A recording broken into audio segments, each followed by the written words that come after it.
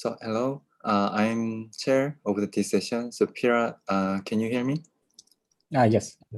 Okay, good. So then, can you share your screen? Okay, sure.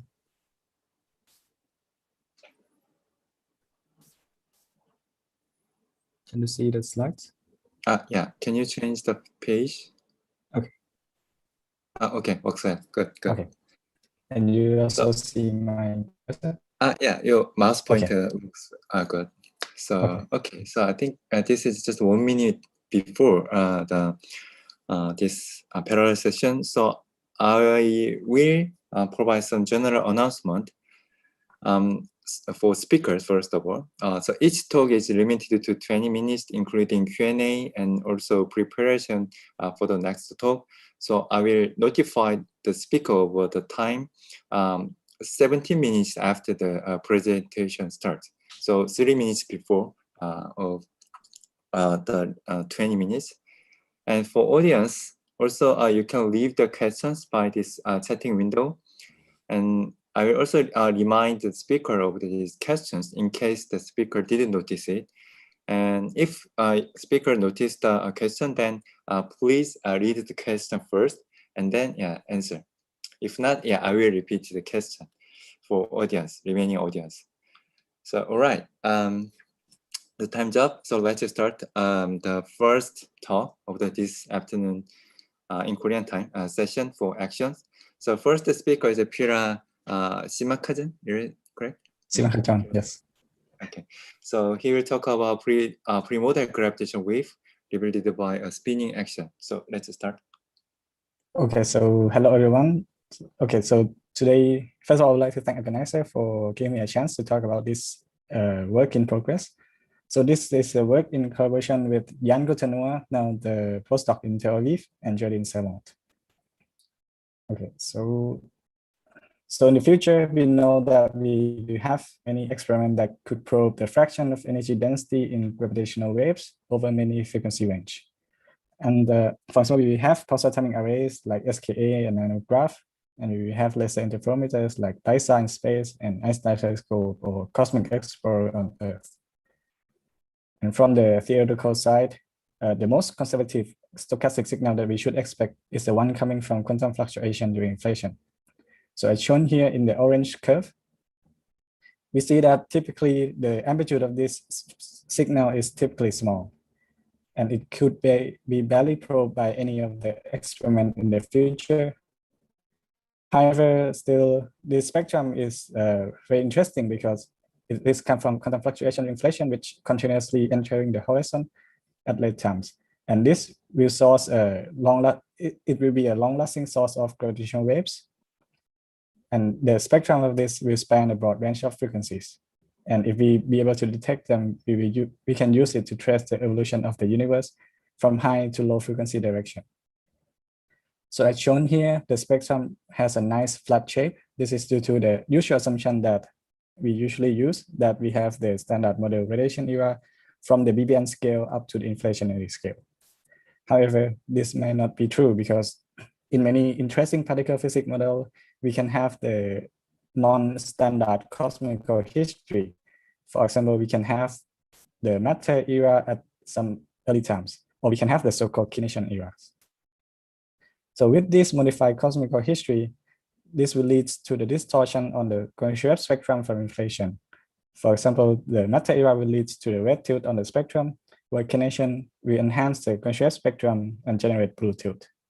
And this is very interesting for pressure wave from inflation because they will increase the detectivity of the signal by many order of magnitude.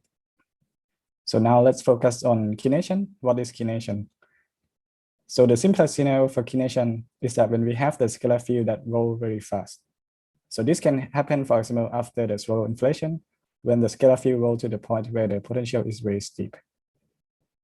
So if this scalar field dominates the universe with some large kinetic energy, we will call this the kination eras. So in these simple scenarios, the modified cosmical history will look like this. So we start with the inflation, then it followed by kination era at some high energy scale. At some point, the universe will heat into the standard model radiation. So with this modified cosmical history, this will lead to the modified Gaussian spectrum from inflation.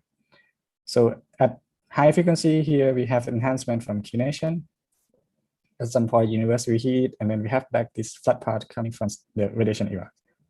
So as we can see here, kination will enhance the Gaussian wave from inflation by many orders of magnitude. And this can cause problem because Gaussian wave will act as an extra radiation. And if too much of them present at the time of CMB or BBN, this will violate the extra relativistic nuclear freedom bound or the N-effective bound. So this N-effective bound can be recast into the bound and amplitude of Gaussian wave as in this red region. So basically it said that the spectrum of Gaussian wave cannot exceed around omega GW 10 to minus 6. So now we can play around with, like, you can consider kination that lasts like shorter period of time. So you can move around this reheating temperature. So you basically move this point of enhancement, or you can lower the amplitude by lowering the inflationary scale. However, as shown on the right here, in the plane inflationary scale and the reheating temperature, we see that the N-effective bound is very strong and it dominates all the detectable region of the future experiment. So from this plot, this means that the particle physics model that has the earlier long kination era after inflation, we cannot have any detectable blue-tilted signal because this will violate the BBN bound. So one way out of this, one can consider the ultra high frequency experiment such that you can provide like a detectable region here in this white space. But in this work, we focus on another direction. So we will consider kination with a little bit more non-trivial structure, where kination in our case will last for a short period of time such that we can have the cutoff on the enhancement from kination and make this spectrum obey the BBN bound. So one interesting way to do this is if we have the matter era that comes first before kination.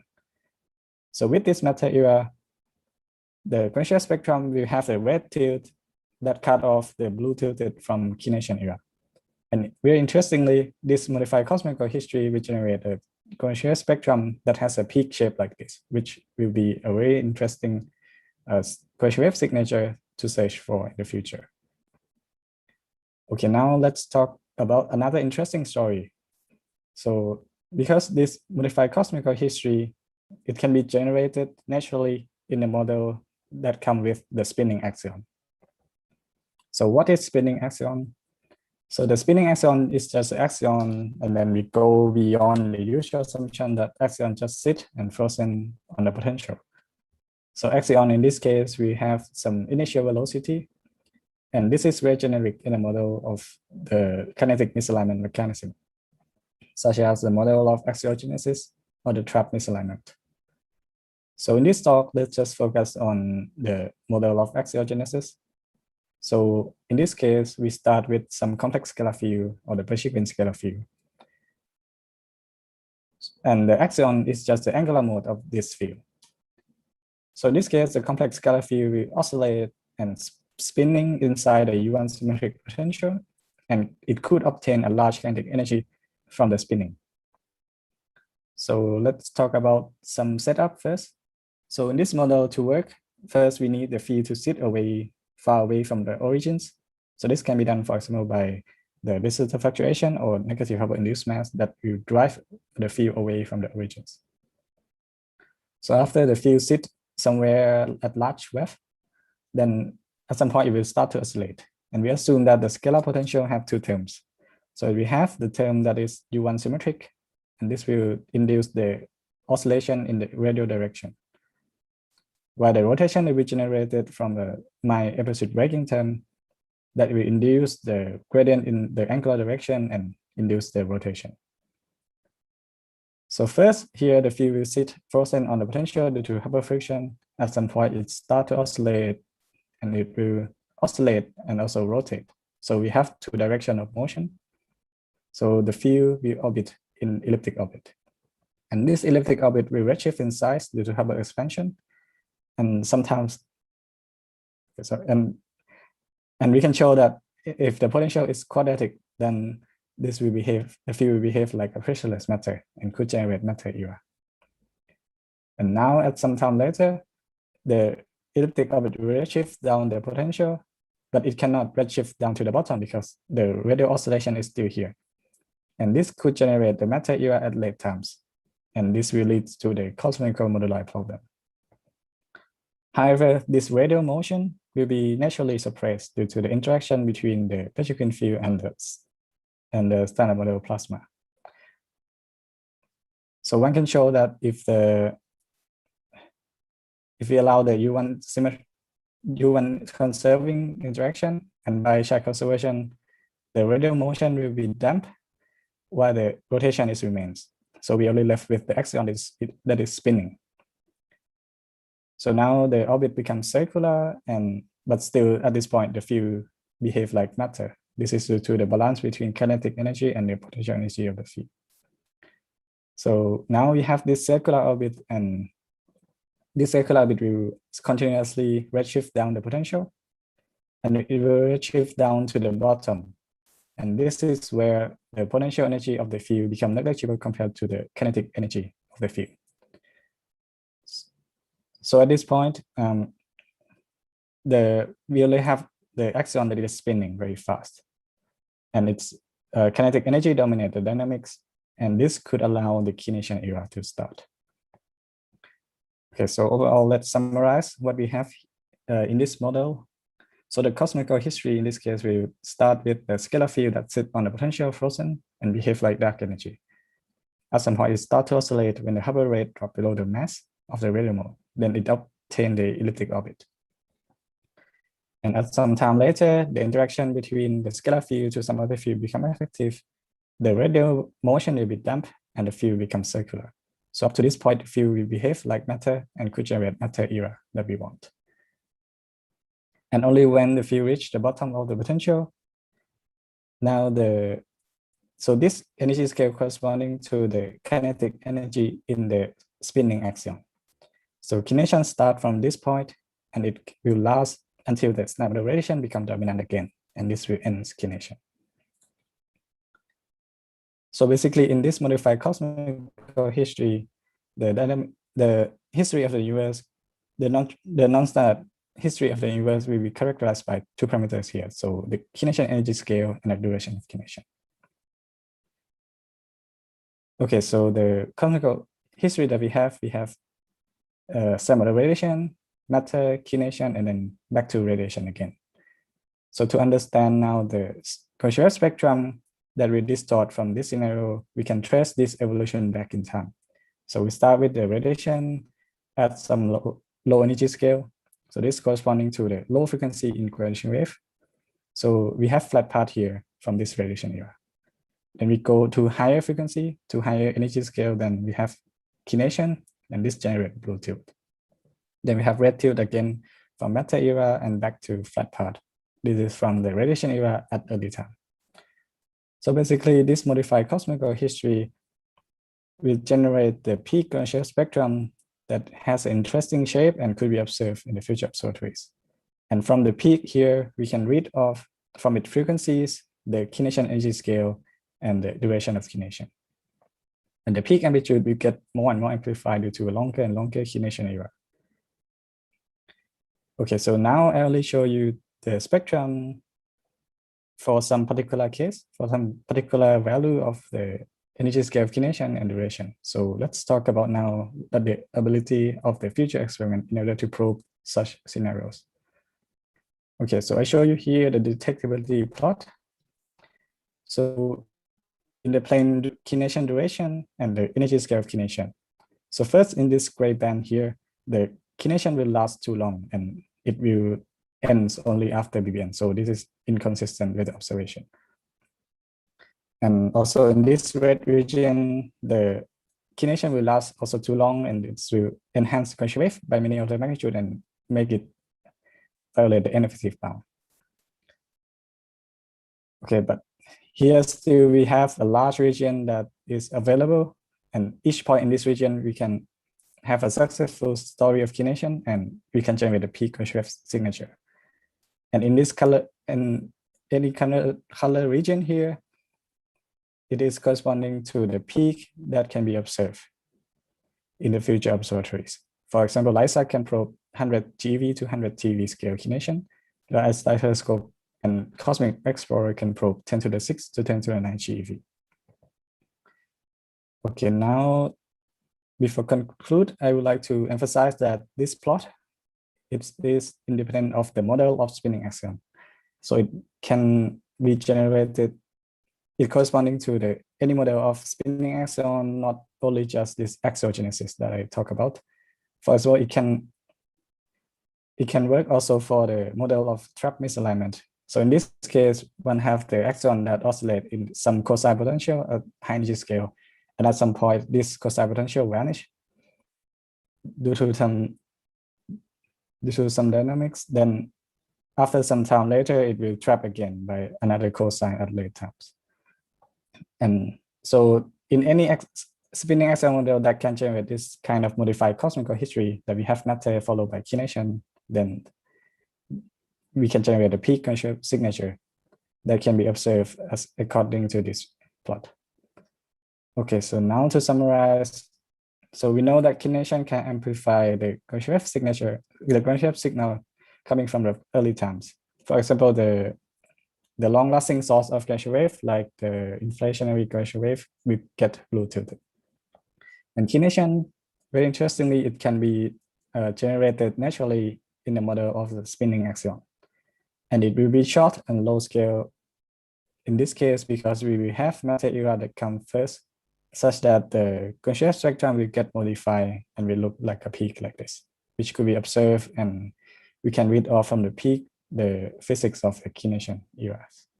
Okay, so before closing, so this kind of dynamics of the fast spinning axion also leads to another interesting phenomenon like the axion fragmentation that we'll talk about later in this session by Philip and Chip. So thank you very much. Thank you for the nice talk.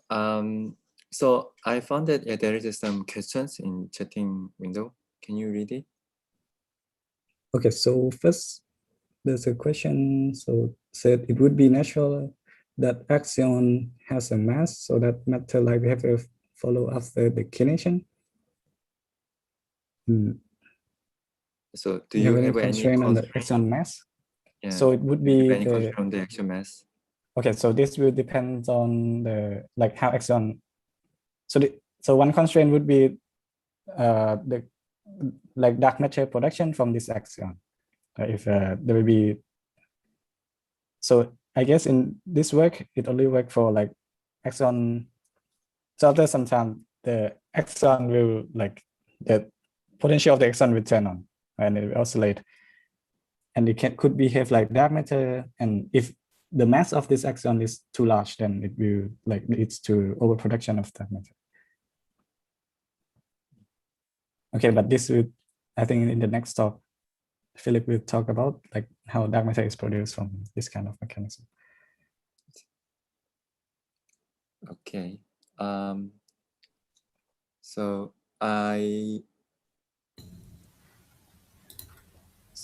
yeah, the related question is, I wonder if the axion domination era happens sometime after. Okay, so this would be when the axion mass is very large, and this can lead to axion domination. Yes. Okay, good. So I have also just a short question. So this scenario also can be applicable for QCD axion? For QCD axion, it might work. So okay, so here's a FA 10⁹. Okay, so the peak frequency will corresponding to the kination energy scale. So this is already like 10⁹. So this is very much constrained by like astrophysical constraint. So if we go to higher FA, then this peak will move out of this. So it will work only for some like small parameter space for QCD axion. Okay, all right. So I think, yeah, we can now move on to the next talk. So let's thank speaker again. Thank you. So yeah, the second speaker is Philip Sorensen, right? Yeah. So can you change the next page? Can I change what? Sorry.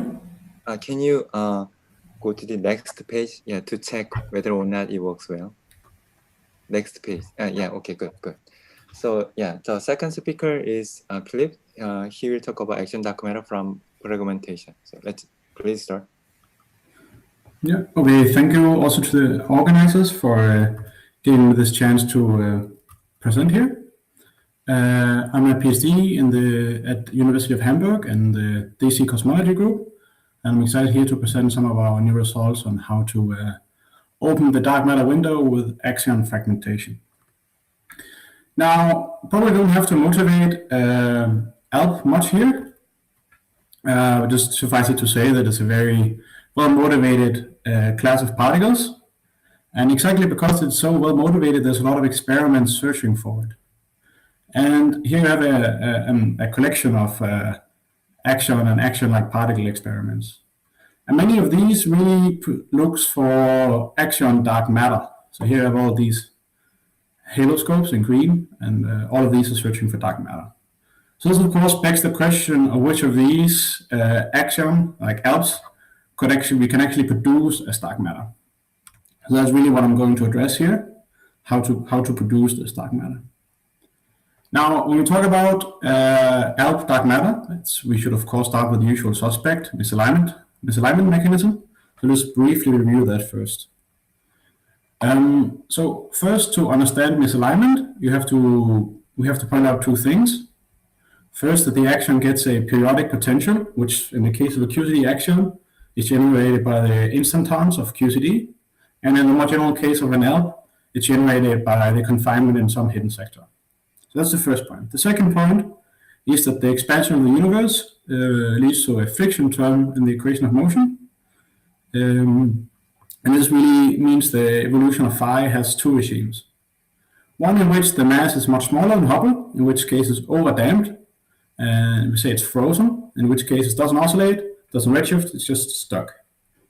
The other case in which the mass is large compared to Hubble, here it's oscillating and really scaling like dark matter. So the way misalignment works is that you assume that inflations gives you some order 1 initial misalignment, and maybe it will be order 1, sometimes you have to tune it, but then it's held in place by Hubble friction, and as the expansion slows, Hubble becomes smaller, the mass also grows, so eventually this condition is violated and the field starts oscillating. So this oscillating condensate is really what gives you the dark matter. Now, if you produce dark matter with such a production mechanism, the dark matter relic is of course proportional to the initial misalignment angle. But also it's proportional to the decay constant Fa, which appeared in the periodic potential.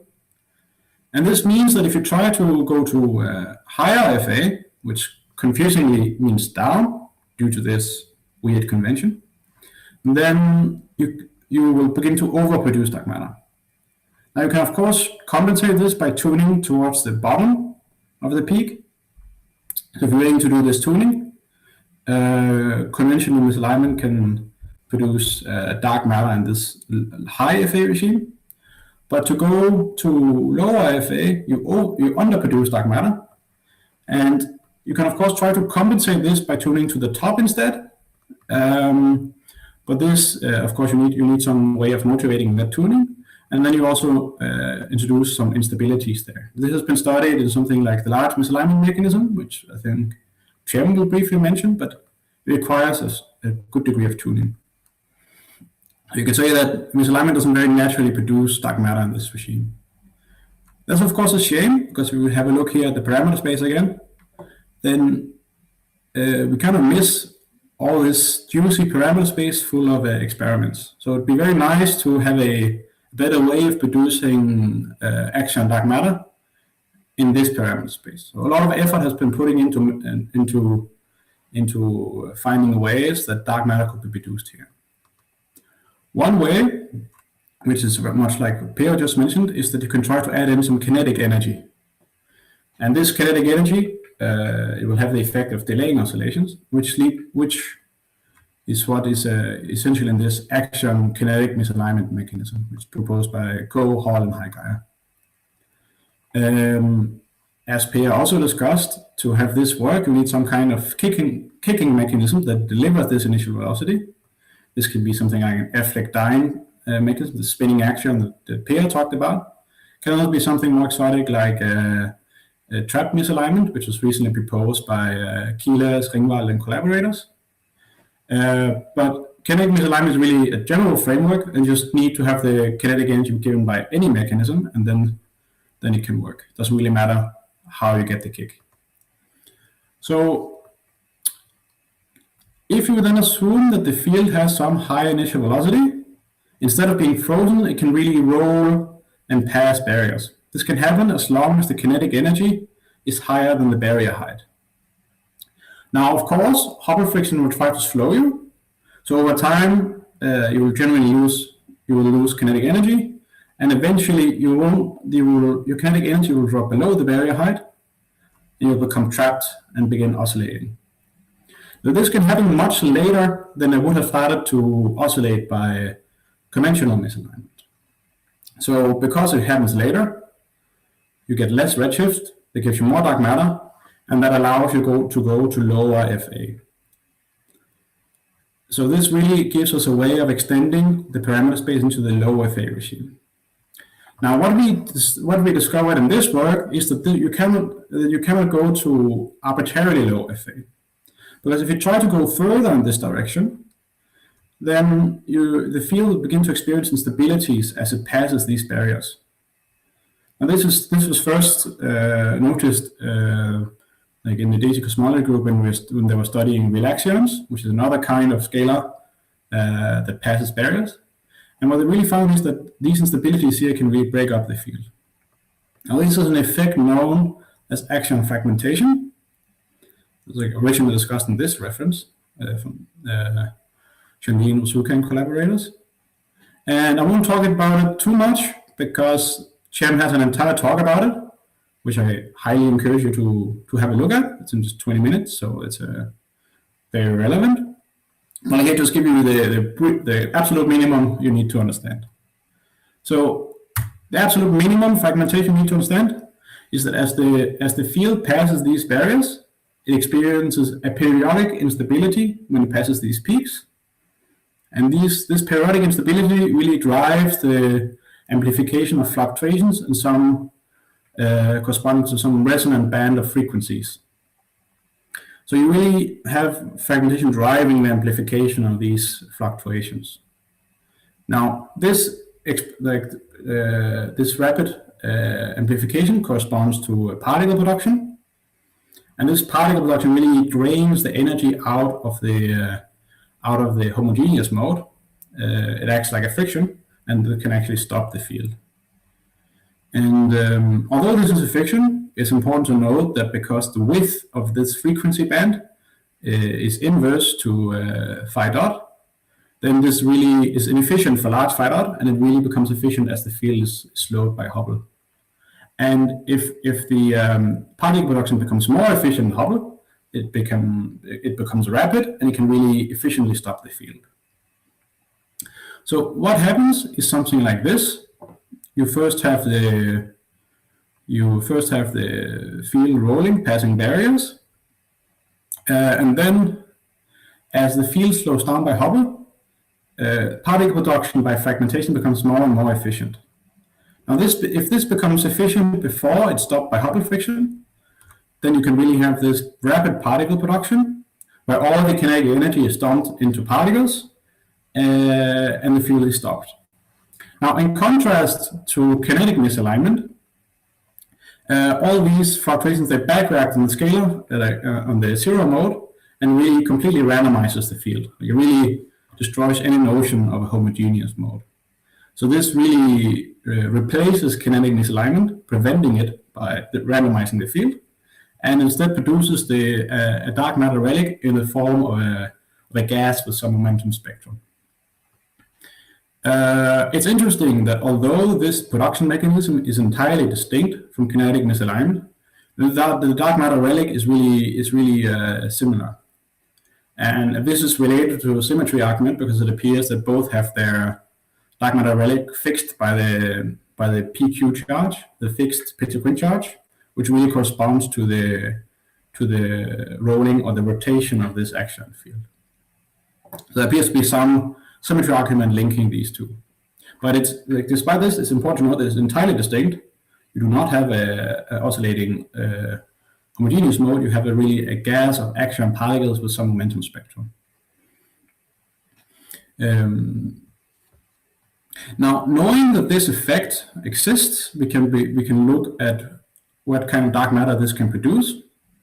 How we can open the window here. Now, the area where fragmentation is effective is really the low FA regime. So you can see here that in this regime, dark matter can be produced by fragmentation. And the border here is really set by where the fragmentation does not become efficient before the field is trapped. Below this, you would expect to have kinetic misalignment, but it's also interesting that in the regime, even where the field is trapped, you can still have resonant amplification of fluctuations. And what is really suppressing this in kinetic misalignment is Hubble friction. But as you go as you delay the onset of oscillations more and more, Hubble becomes smaller compared to MA, and this protection really is weakened. So you actually end up having a regime here where fluctuations can grow even after trapping. So you really have fragmentation eating into the kinetic misalignment space here.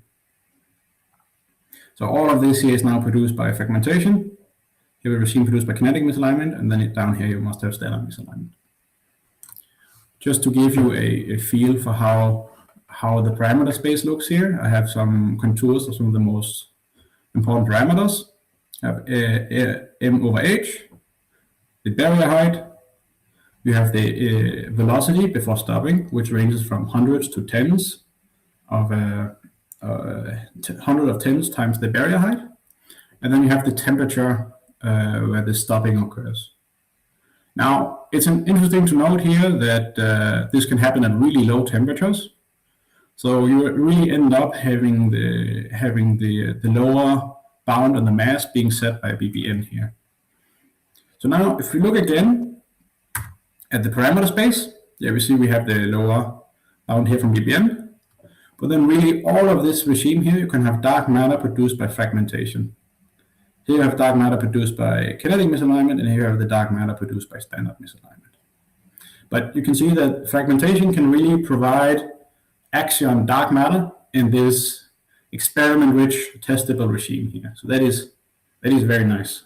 That some of these experiments can not only detect an ALP particle, but actually really detect a dark matter ALP particle. So that's really nice. Specifically, if you zoom in this range here, then you can see that you could even have QCD axion dark matter, which could be detectable by experiments like IAXO. So that is, of course, very, very nice. It would be a very nice thing to see. Now, if any of these experiments really find an ALP or an axion, a QCD axion, then of course be nice to know that it's the particle produced by fragmentation. So we've been looking for some signatures that could allow us to uniquely identify this as the action of fragmentation. So one signature that has been proven viable appears to be the formation of axion mini clusters. And this is something that can happen in fragmentation because you really produce this axion gas with some calculable momentum spectrum. And then from that momentum spectrum, we can calculate the power spectrum of mini clusters. So this is still in progress. Hopefully we will have some finished results soon, but this is something that Cem will talk a bit about more. Another possible signature is the production of gravitational waves. it's not just in the way that Pia talked about in the previous lecture, but you could really have direct production of gravitational waves from parametric resonance. This is well known in the context of inflation, and it can also happen during fragmentation. This we'll also study in future work. Probably will not be part of the first paper on this topic, but it's a possible signature that we might see in the future. And of course, we're still looking for more ways to really distinguish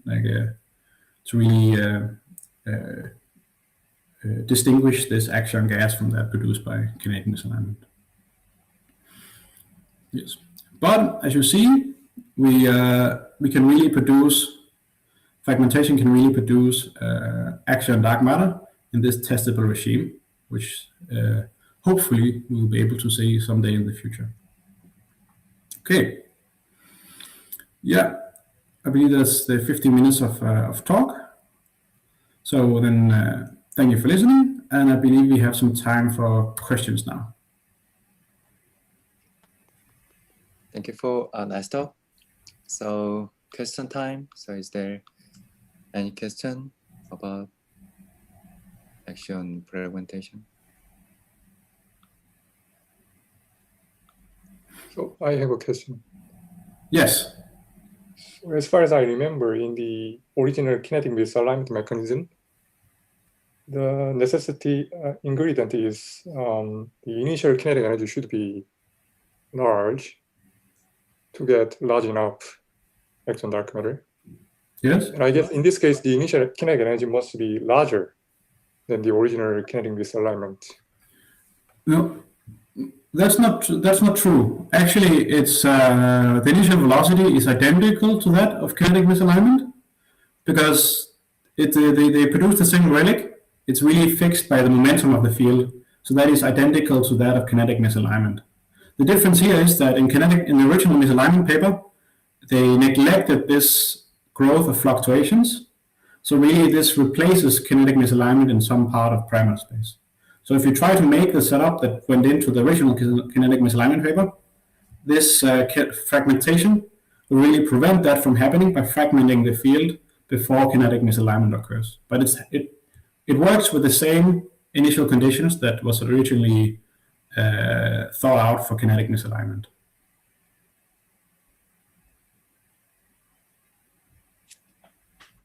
Well, I'm confused, but yeah. I'll think about it and email if I have further question. Yeah, it's really the same initial conditions that you would have expected kinetic misalignment to work for. It's just what happens here is that particle production by fragmentation becomes efficient before kinetic misalignment could take place. So here, the Hubble friction is inefficient, less efficient than axion fragmentation, right?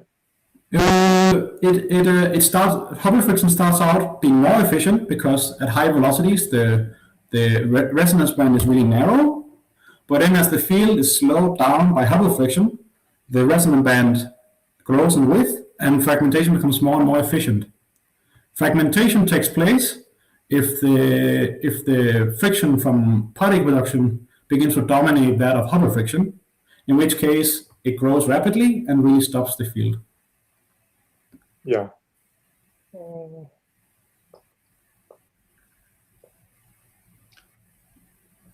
All right. So is there any other questions?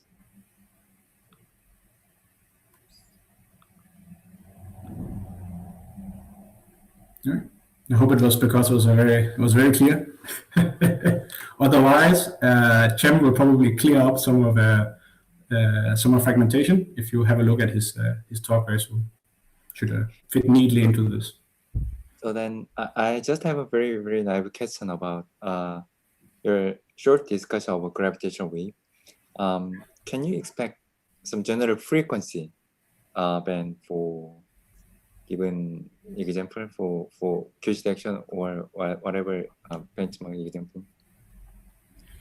Yes, we can calculate the frequency of the signal. I must admit that I did this a while ago, and I honestly don't really remember right now where it lies, but it looks like it's a bit hard to get in the observable regime if you also want it to be dark matter. It might be more promising if you relax the constraint that the relic is dark matter, then you might be able to move it into the detectable regime. But it looks like it's a bit of a challenge to really have the peak of the signal from parametric resonance to be in the observable range.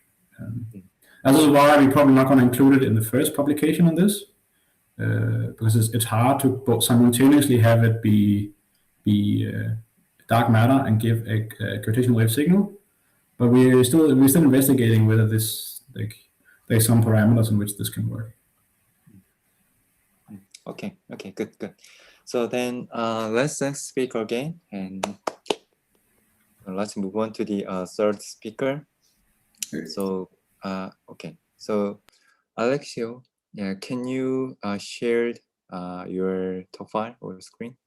Yes. Hello. Good morning. Okay, so here it is.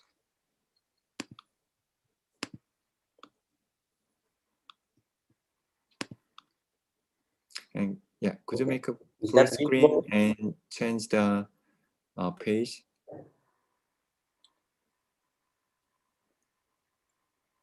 Okay, good. Is that okay? Yes. Yeah, so you, will you not use, I mean, don't you use some full screen mode, or is it, I mean, this is good for you? I mean, if this is good for you, it will be full screen. Not too sure, but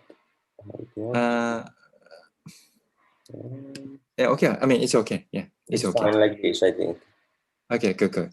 So, okay, the next speaker is Alexio Natali. Yeah, so he will talk about cosmic action background, the acoustic action, and the hard landing. So please start.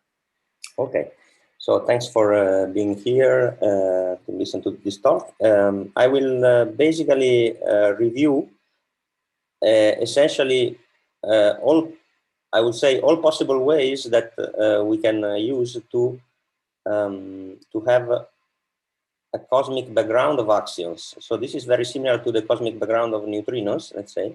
So these are hot particles, hot relics, not to be confused with the dark matter background of axions. Okay, so this is just by scatterings and decays, one can produce axions, and they contribute to, say, the effective number of neutrinos. Okay, so this is a work in collaboration with these people, several papers.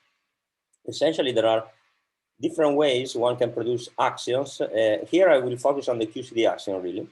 So one can produce them with scatterings via gluons or quarks, leptons, and also pions. Okay, so there are very many channels for production.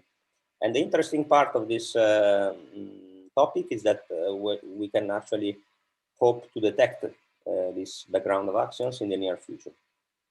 Okay, so well, as you know very well, the axions they couple, the QCD axion couples to the gluons with this effective operator, and this produces a potential for the axion.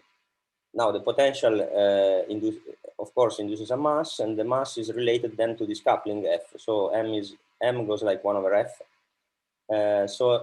Typically one shows bounds on F or bounds on the mass, and these are equivalent. I will focus in this talk in this range of F around above 10 to the 6, 10 to the 7 GeV up to 10 to the 9, 10 to the 10. So this red band here, which corresponds to quite high masses. And yeah, this is the standard dark matter window. We are just below in terms of F. Okay.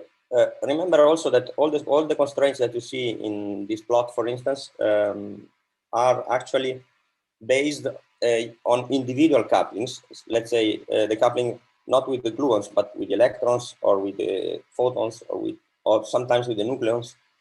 And so they are expected to be 1 over F, but actually they are model dependent. So one has to be careful in interpreting this window. So the focus of this talk, as I said already, is that axions can act as background of relic particles. One may call them also dark radiation. And this happens if their mass is very small, and this is actually the window that we are looking at, and smaller than electron volt, because this is the typical mass that is corresponds to a light particle for the CMB, to a relativistic particle. Okay, so I will consider an effective Lagrangian for axions, and with the following rule: it can couple with essentially any standard model particle, as long as there is a continuous shift symmetry respected for the axion. The only breaking of this symmetry is the potential that I showed before, but that is a non-perturbative effect. Right, so, well, let's go. First, the essential coupling that we need is the coupling with gluons. And this has been studied already from these papers. And it has been found that one can produce at very high temperature, can produce a background of axions, and it decouples at a given temperature, which I call T decoupling. Below such temperature, the axions are not in thermal equilibrium. One can estimate the rate of production via gluons just by looking at these diagrams. It's very simple, because there is one vertex which is alpha strong over 2 pi f, let's say. So we have this factor square, and then there is another vertex which is g strong square. Okay, and then by dimensional analysis, if we compute a rate, it must go like t cube, because you have to compensate 2 powers of f in the denominator. Now this quantity has to be compared with the Hubble, and the Hubble goes like t square, so that's why this is in equilibrium at high temperature. Gamma is larger than h at very high temperatures. So how large temperatures? Well, for example, if I put f 10 to the 8, I get a decoupling temperature of a TeV. If I put 10 to the 9, I get 100 TeV, and so on. Right? So what is the consequence of such a decoupling temperature? First of all, well, as we know, if a particle was in equilibrium above a given temperature and then it decouples below, it acts as dark radiation, as I said, and this will be observable in the CMB and also in BBN, actually, because it affects the expansion rate of the universe around the CMB time and matter radiation quality as well, and at BBN as well. So traditionally, this is parameterized by an effective neutrino number. So just an additive contribution to the 3.046 of the standard model neutrinos. And now this is the essential formula. When a particle decouples at a given temperature, G is T dec, okay, then the abundance is suppressed by the total number of degrees of freedom at that time. So as we know, G star is very large at high temperature, therefore delta N effective is suppressed. For instance, we saw at TeV scale, delta N effective is suppressed by the total number of degrees of freedom of the standard model. Therefore, this gives a small contribution. This gives, well, essentially it gives this number, 0.027, if you put G star over 106. Now you can observe that G star, well, as you all know, G star goes down at lower temperatures. And therefore, if one finds a channel that decouples at lower temperatures, this would be better for observability. Moreover, you know, when you decouple above a TeV, the number of degrees of freedom could be even much higher than 106. We don't know. Therefore, this is only an upper bound, okay, for the one for the gluon, from the gluons. And now this is marginally detectable by future experiments, in the sense that the so-called CMB stage 4 experiments, they have a 1 sigma sensitivity close to this number, but this is just 1 sigma. You need more than that, right? Okay, so now if instead you consider now coupling to quarks and leptons, this has been done in these papers here. In some models, the axion couples at 3 level to quarks and leptons, right? So such as the DFZ model, for instance. If this happens, I will show that the decoupling temperature could be below the electroweak scale, right? So let's see why. Well, first of all, well, let's see what is the consequence. First of all, since G star is smaller below the electroweak scale, we can have a larger N effective. Moreover, we are somehow confident of what is G star in this range of temperature because we know the standard model there. Therefore, we can make precise predictions. And this is a big advantage, and not just upper bounds. And moreover, we will work actually at lower F, and this is actually accessible by also by direct searches, such as Yaxo or CAST. Okay, so how the typical coupling of the axion to the quarks, for instance, is derivative coupling. Now, the scattering rates can be represented in this way. You have two quarks producing, for instance, a gluon and an axion. Now, one can estimate, first of all, there is a property. If the mass of the quark is 0, the Lagrangian itself, the term itself vanishes actually, because you can integrate by parts, and by using the equation of motion of the quarks, you can see that this is 0. Okay, this is one way of seeing it. Or another way is to see it is that you can actually rotate away this coupling by chiral rotation. And therefore, so that completely disappears, but it actually reappears in the mass term of the quarks. Therefore, the vertex is actually proportional to MQ, right? So that tells us that the rate must be proportional not only to the coupling, which is C over F square, but also to the quark mass square, and also to the G strong, which is the coupling here.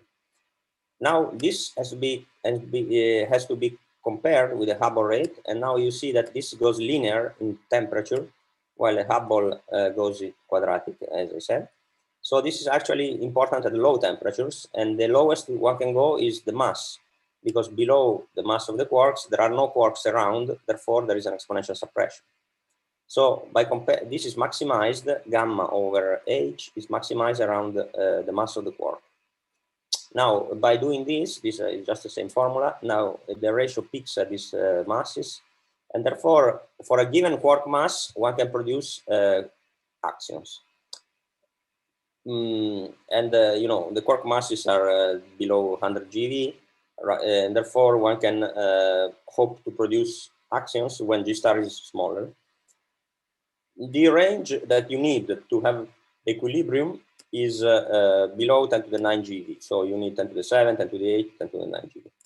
Now this is partly in tension with some bounds, for instance, supernova bounds, but those bounds are actually model dependent, and also the supernova are not so precise, let's say. So this range is also very interesting for direct detection. Now let me, and also for the so-called hints from stellar cooling, this is the same range. So let's show some plots. Now the prediction is that actually you can see this red region as a function of f in the horizontal axis. You can see what is the delta n effective which is produced. And instead of being 0.027 is actually, let's say, could be 2 times larger, 0.03, 0.04, by different channels that I'm not discussing in detail. These have been produced by solving Boltzmann equations. And now a factor of 2 here is important because the sensitivity now could be, I mean, the signal could be twice the noise of the experiment. And this could be almost enough to detect it, while in the previous cases it was not. Okay, then, okay, I already mentioned this, sorry. The same, it could be even, so the previous plot was for B quark and for top, but now there is even the C quark. The C quark could even produce a larger N effective.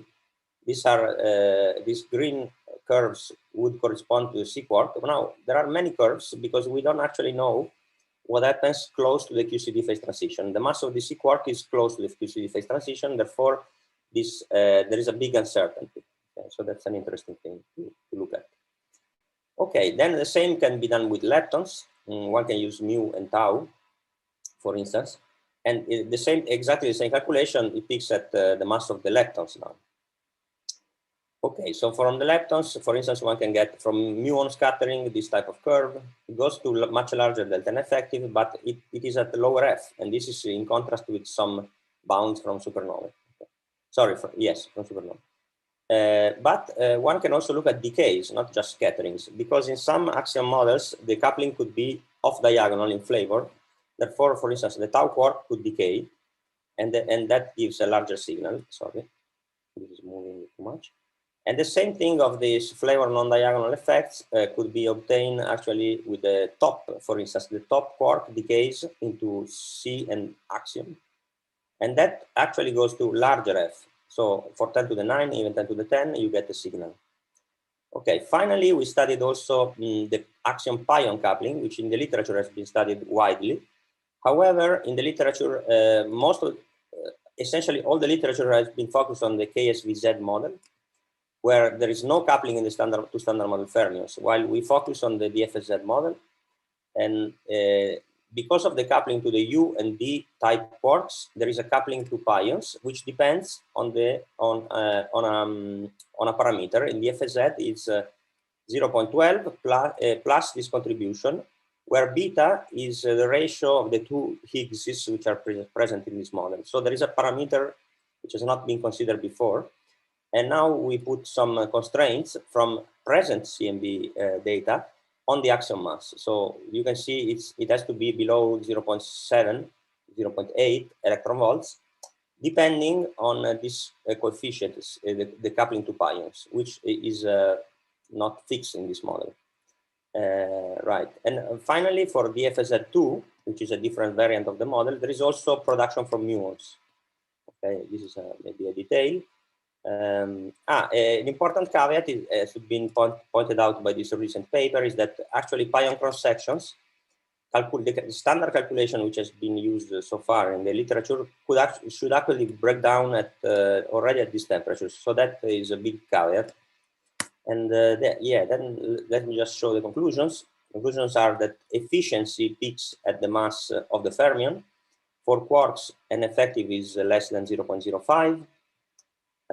But it could be 0.04, 0.05. For leptons, it could be up to 0.3, for instance, from tau decay. And finally, there are also decays from non-diagonal couplings, such as quark decay, and this could go up to 10 to the 10 in F. Let me also mention that a largish and effective can also alleviate the H0 tension, as you probably know.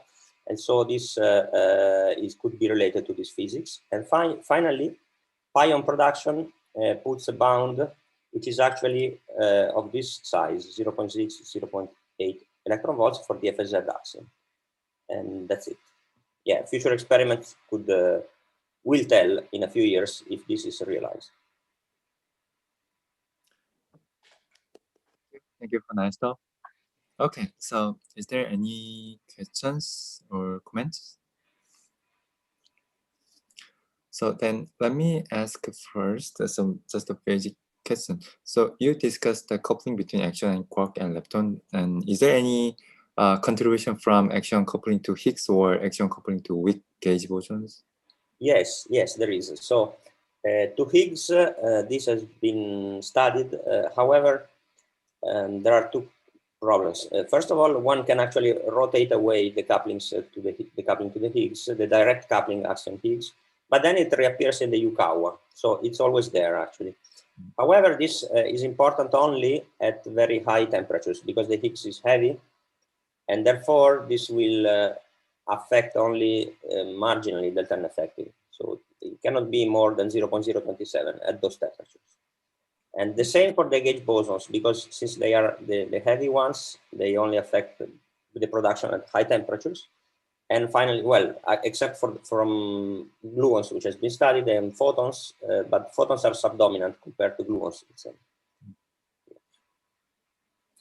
Okay, good. So any other questions, comment? Okay. So then, yeah, well, one more related question. So in this study, so you basically assume some QCD axion example, right? Sorry, some QCD axion?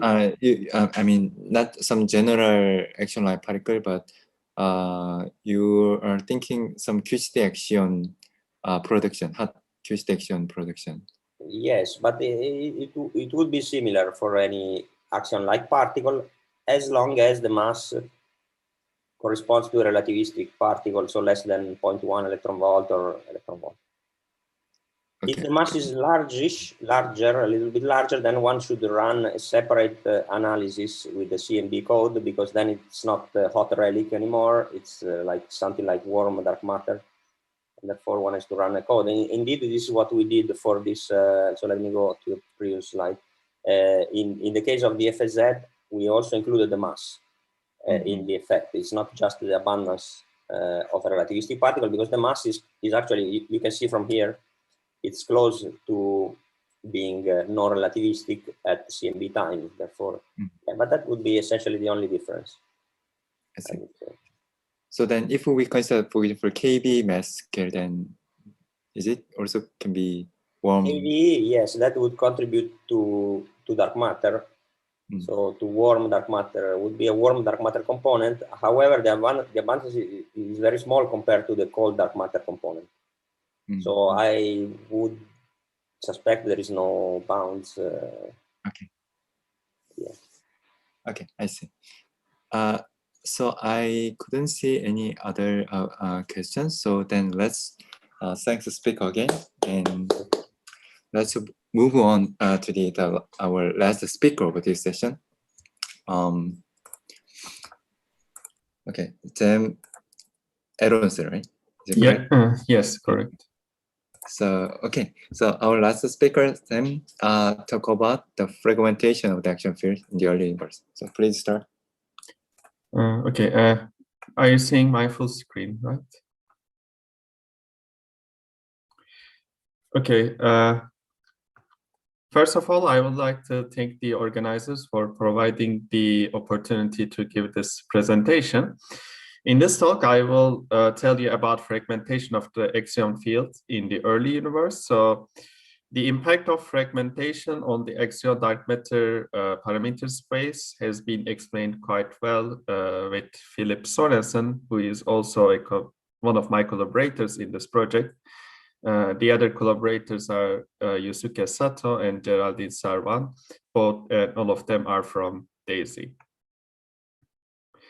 Philip already talked about the misalignment mechanism, so I will go quickly over it. So when the Petri-Queen breaking happens during the inflation, and each Hubble patch gets a random value of the initial angle theta I, the inflation inflates all the Hubble patches quite rapidly.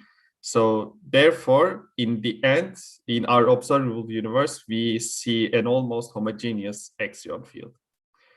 Because of this, the fluctuations of the axion field are usually neglected when solving the cosmological evolution. So we treat the axion field as a background field which depends only on time or analogously to temperature.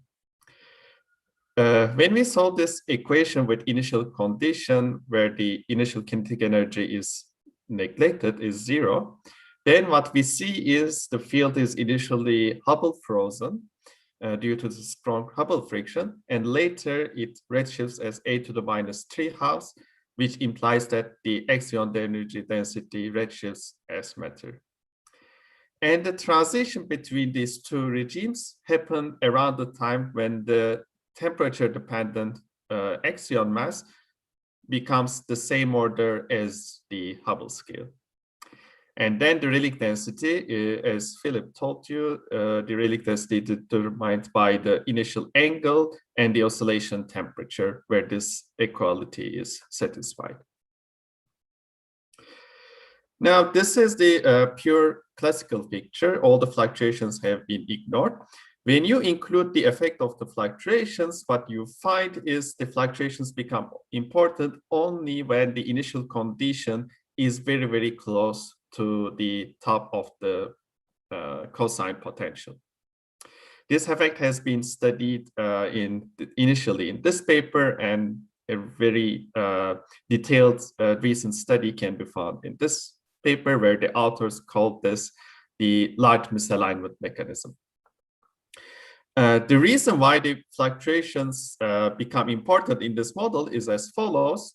If you tune the initial point very close to the top, then this delays the onset of oscillations. Therefore, the amplitude of the oscillations decay at a much slower rate because the effect of the Hubble friction is smaller at late times. This allows the axion field to probe its non-quadratic part of the potential, and this yields to parametric resonance, and you create some axion fluctuations. Even though this looks like a tuning at the first place, there are also some mechanisms which can make this apparent tuning more natural. But there are other possibilities where fluctuations can become important, and one possibility is the axion has a large initial kinetic energy, which is much larger than the barrier size, so that the axion travels many barriers before it gets stopped in one of the minima. This can arise in two ways. One possibility is axion receives a kick from explicit pitch grid breaking in the UV, as explained by Pira. And the other possibility is the recently proposed trap misalignment. And in this case, the axion potential has two regimes, the high temperature regime and low temperature regime. First, the axion starts to oscillate around the high temperature minima, and then phase transition happens. And as the axion field rolls down to low temperature minima, it can gain a large kinetic energy. The effect of the fluctuations in this model has been throughout studied in these two papers, both of which are also from the DAISY group. And what they have found is that the modes which lies inside the instability band given by this expression and experiences exponential growth while the axion field is rolling through the barriers. So this instability band moves through the momentum space as the axion field rolls. And this movement happens from larger momenta to smaller momenta as time goes on. Therefore, you amplify higher momenta first, and then you amplify lower momenta later.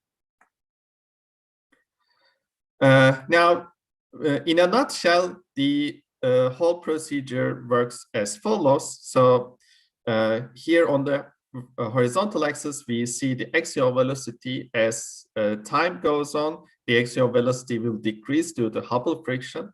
So there we start with a high velocity in the beginning. And in this regime, as Philip also mentioned, axion rolls too fast for particle production. So the time at momentum mode stays in the instability band is very short. Therefore, there is not enough time so that this momentum mode grows exponentially. Therefore, we don't have any fragmentation in this regime when the axial velocity is high. Then there is the middle regime where the particle production starts to kick in, but the dynamics is still dominated by Hubble. What I mean by that is the back reaction of the fluctuations on the homogeneous mode is very small, therefore can be neglected. Therefore, the dynamics of the zero mode is still determined by the Hubble parameter. But this particle production will be more and more efficient as the axion velocity drops and also the Hubble scale drops. And at some point, it starts to increase quite rapidly. And at some point, the back reaction of the fluctuations will on the homogeneous mode will be so strong that this back reaction stops the axion field from rolling, and the axion stops at one of the minima. So here I show how much a momentum mode grows as a function of a rescaled momentum variable. So it's convenient to rescale the momentum modes, which the axion mass at the time of trapping. So you see that the higher modes are amplified during the period of weak fragmentation. So in this case, the back reaction of the fluctuations on the zero mode is small, but we have an exponential growth. And at some point, the fluctuations become so strong that they start to back react on the homogeneous mode. And so then the amplification sort of saturates due to the strong back reaction. So how is the evolution of the axion energy density in this model? So initially, the axion field is dominated by its kinetic energy. Therefore, the energy density scale is like kination, so a to the -6. Then on this line, fragmentation happens. And since the modes which are produced are slightly relativistic, the axion field redshifts for a short while as radiation. Then after the redshift, all the momentum modes which are amplified becomes now relativistic, and the axion continues to redshift as matter, and eventually can make all of the dark matter today. So the axion field is trapped when its kinetic energy becomes comparable to the potential energy of the barriers. And this happens approximately when the time derivative of the angle becomes comparable to the axion mass. And what I mean by T star is the temperature at which this equality is satisfied. So there are two possibilities here. One possibility is the possibility that I already told you about. So first, the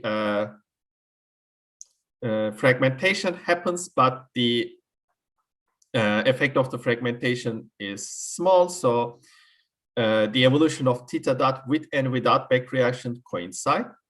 But at some point, strong fragmentation kicks in, and the axion field stops rapidly due to the back reaction. But it is possible that this strong fragmentation regime is not activated. What happens instead is the axion trapped by the potential barrier before this strong back reaction regime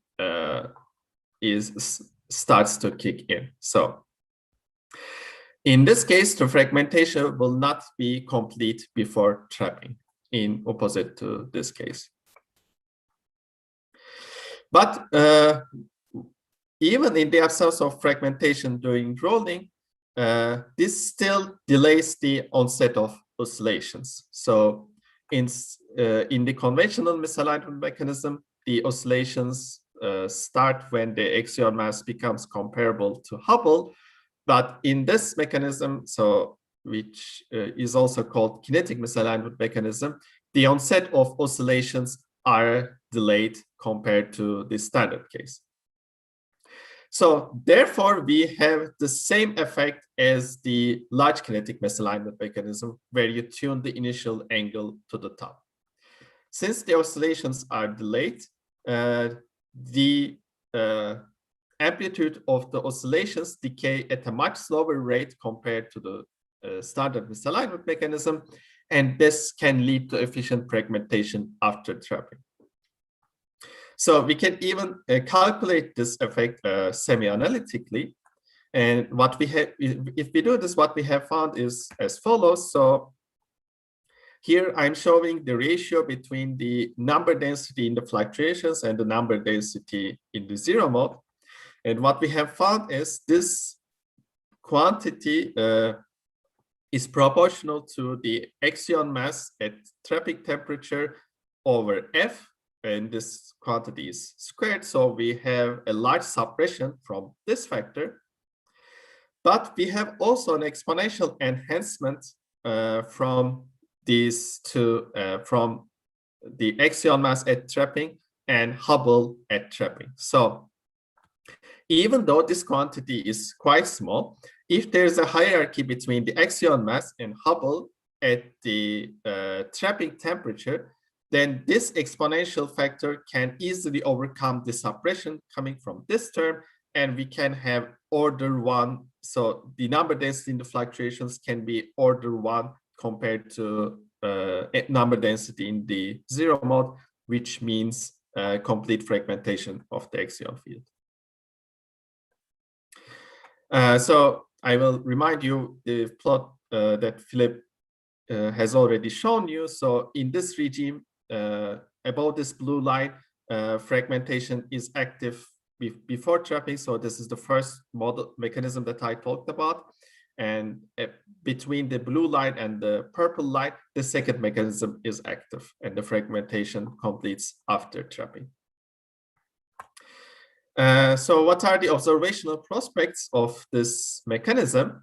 So this is still a work in progress, so I won't be able to show you concrete results, unfortunately, but we have some good understanding of what we can expect. So when you calculate the power spectrum of axion fluctuations right after the fragmentation, what you can find is for some modes, which for the momentum modes, which are at the order of the axion mass at trapping, the power spectrum becomes order 1.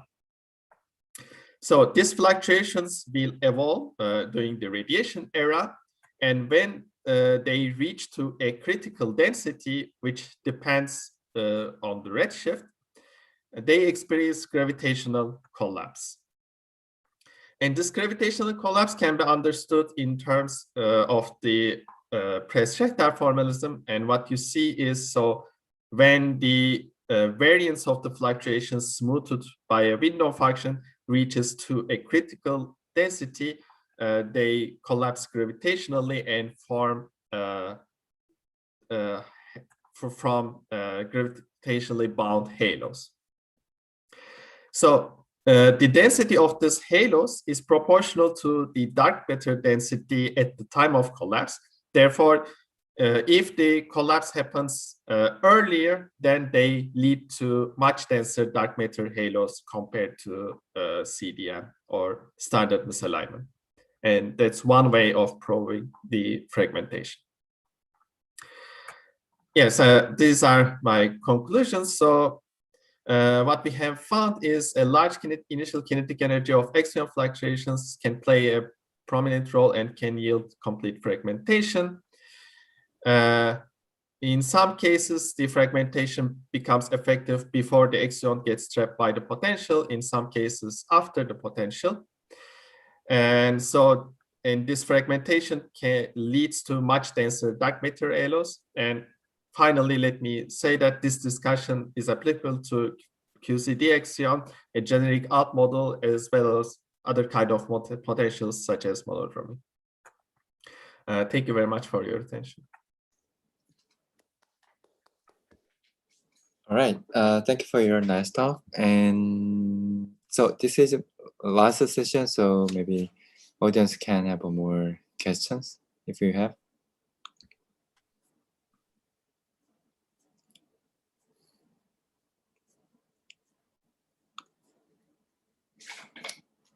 All right. So I have a question. So what? Hello. Yeah, go ahead. What is the size of this order 1 fluctuations compared to the horizon at that time?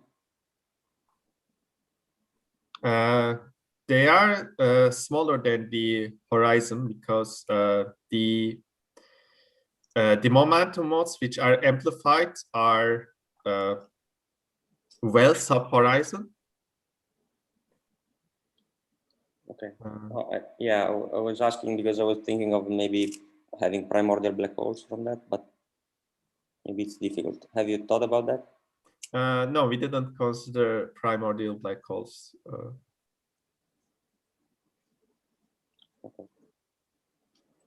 But I expect they should be smaller than the horizon size. So.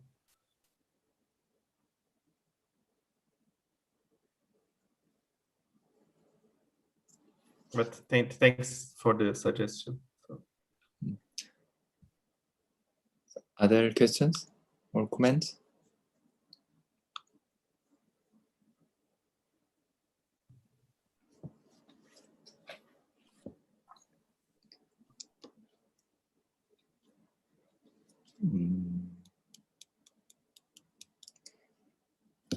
Yeah, I think there is one question from Feng Li. Hi, So Sam, maybe- can you hear me? Yeah, we can hear you. Okay, yeah, nice to meet you again. Well done. So here I have one stupid question, maybe just related to what happened to those super horizon modes. Like say, can you really predict their production compared to the tradition, just the standard misalignment? Is that just or it's just trivial? Super horizon modes are not affected by the fragmentation. So there's no way.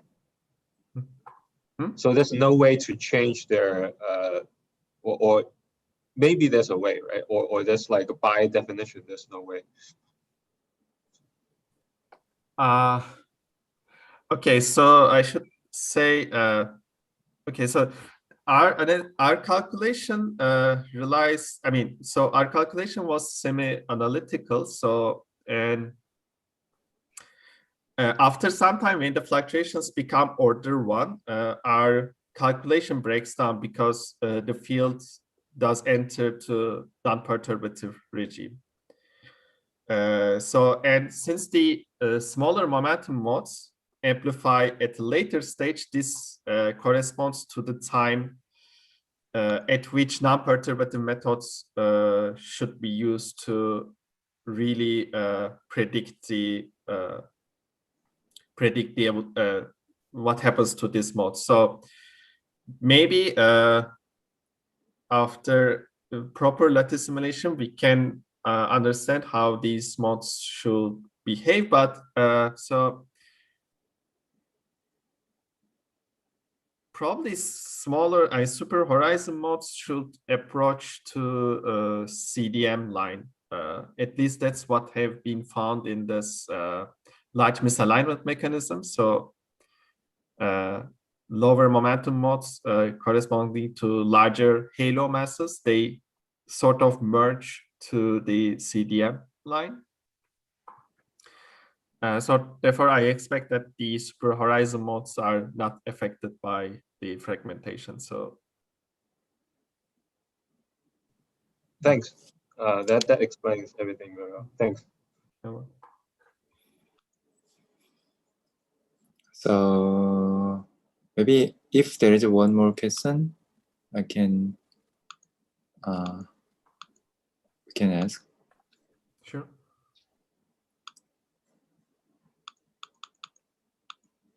Okay, I think there is no more questions. So then, yeah, let's thank speaker again. Okay, good. So yeah, we finished basically all talk in this session. But before finishing this session, I have just short announcement. So after nearly 30 minutes break, we'll have the plenary session about neutrino oscillations. So anyway, thanks all speakers and audience for your contribution to this session. Okay, so let me finish. Thank you. Thank you very much.